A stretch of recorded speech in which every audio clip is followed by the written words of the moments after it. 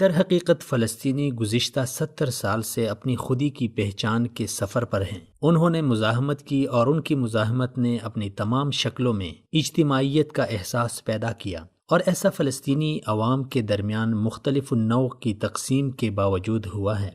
انتھک مزاحمت دراصل فلسطینی معاشرے کی ہیئتی ترکیبی کا ایک خاصہ بن چکی ہے۔ وہ جابر قوت کے فلسطینیوں کو کمزور کرنے کے حربوں کو تسلیم کرنے سے انکاری ہیں۔ وہ قبضے کا بے یار و مددگار متاثرہ فریق ہے۔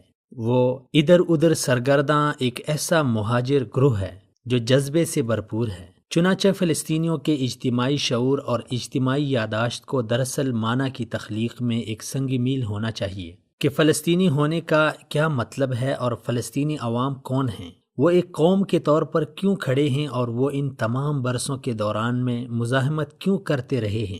ایک فلسطینی بیانیہ وضع کرنے کی جتنی آج ضرورت ہے، تاریخ میں اس سے پہلے کبھی اس کی اتنی شدت سے ضرورت پیش نہیں آئی تھی۔ اوسلو معاہدے کی بے مقصدیت ثابت ہو چکی ہے۔ یہ خالی خولی نعروں پر مبنی ایک بے مقصد مشق تھی، اور اس کا واحد مقصد فلسطین سمیت پورے مشرق وسطی میں امریکہ کی بالادستی کو برقرار رکھنا تھا۔ محمود عباس اور ان کے آدمیوں نے نہ صرف فلسطینی عوام کی سیاسی خودی کو خاموش کرانے کی سعی کی ہے اور یہ جھوٹا دعویٰ کیا ہے کہ وہ تمام فلسطینیوں کے نمائندہ ہیں، بلکہ انہوں نے فلسطینیوں کو ان کے بیانیے سے بھی محروم کر دیا ہے۔ ایسا بیانیہ جو تمام مقامی اور مہاجرین اور بیرون ملک آباد فلسطینی کمیونٹیوں کو ایک قوم میں پرو دیتا ہے۔ اب فلسطینی دانشوروں پر لازم ہے کہ وہ ایک ایسا اجتماعی بیانیہ وضع کرنے کے قابل ہوں جو فلسطینیوں کی اجتماعی آواز کا آئینہ دار ہو۔ اس کے بعد ہی فلسطینی حقیقی معنوں میں اسرائیلی، امریکی اور مغربی کارپوریٹ میڈیا کے پروپیگنڈے کا جواب دے سکتے ہیں،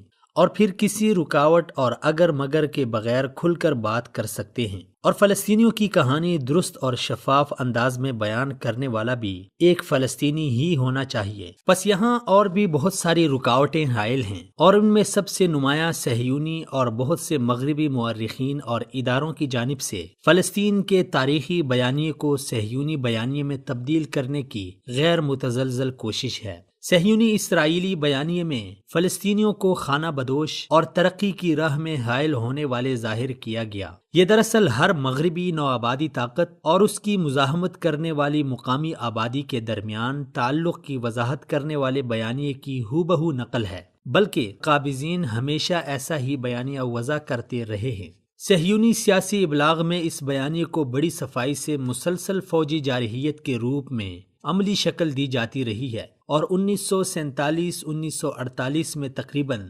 10 لاکھ فلسطینیوں کا ان کی آبائی سرزمین سے صفایا کر دیا گیا تھا، اور مقبوضہ علاقوں میں نو آبادوں کی آبادکاری کا سلسلہ جاری رکھا گیا تھا۔ صہیونی مورخین، میڈیا اور ماہرین سیاسیات نے بھی کسی اختلاف سے قطعی نظر اس بیانیے کو جاری رکھا تھا۔ اسرائیلی مورخ بینی مورس نے اسرائیلی اخبار ہارڈ سے 2004 میں ایک انٹرویو میں فلسطینیوں کی نسلی تطہیر سے متعلق صہیونی بیانیے کو یوں بیان کیا تھا، اور اس سے اسرائیلی بیانیے کے اخلاقی دیوالیہ پن کی بھی عکاسی ہوتی ہے۔ اب فلسطینی دانشور کو آگے بڑھنا چاہیے۔ یہ وقت کی ضرورت ہے کہ سب فلسطینی لکھاری، مورخین اور صحافی فلسطینی تاریخ کی اثر نو تشریح کی ذمہ داری قبول کریں، فلسطینی آوازوں کا ابلاغ کریں، تاکہ باقی دنیا ایک مرتبہ پھر اس فلسطینی کہانی کو اس کے زخم خوردہ مگر بے لچک فاتحین سے سن سکے اور اس کو سراہے بھی۔